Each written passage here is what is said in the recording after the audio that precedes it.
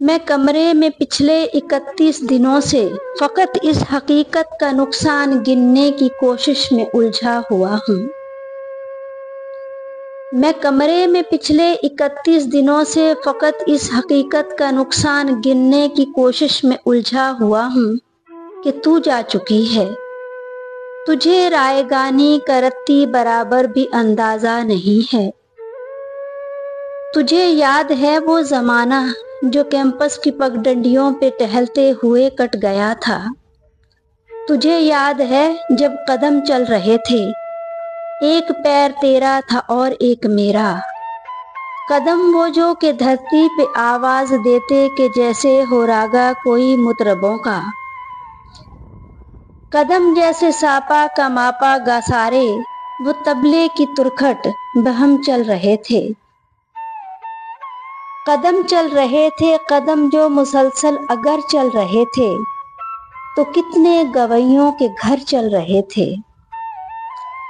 قدم جو مسلسل اگر چل رہے تھے تو کتنے گویوں کے گھر چل رہے تھے، مگر جس گھڑی تو نے اس راہ کو میرے تنہا قدم کے حوالے کیا، ان سروں کی کہانی وہیں رک گئی۔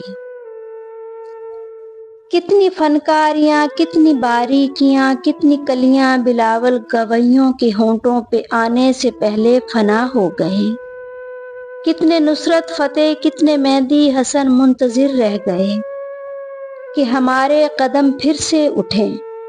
تجھ کو معلوم ہے، تجھ کو معلوم ہے جس گھڑی میری آواز سن کے تو ایک زاویے پر پلٹ کر مڑی تھی، وہاں سے ریلیٹیوٹی کا جنازہ اٹھا تھا۔ تجھ کو معلوم ہے کہ اس زاویے کی کشش میں ہی یونان کے فلسفی سب زمانوں کی ترتیب برباد کر کے تجھے دیکھنے آ گئے تھے کہ تیرے جھکاؤ کی تمثیل پر اپنی سیدھی لکیروں کو خم دے سکیں گے، اپنی اکڑی ہوئی گردنوں کو لیے اپنے وقتوں میں پلٹے جیومیٹری کو جنم دے سکیں گے۔ پھر بھی کچھ فلسفی اپنے پھیکے زمانوں سے بھاگے ہوئے ہمارے رستوں پہ آنکھیں بچھائے ہوئے اپنی دانست میں یوں کھڑے ہیں کہ جیسے وہ دانش کا منبع یہیں پر کہیں ہے، مگر مڑ کر تکنے کو تو ہی نہیں ہے۔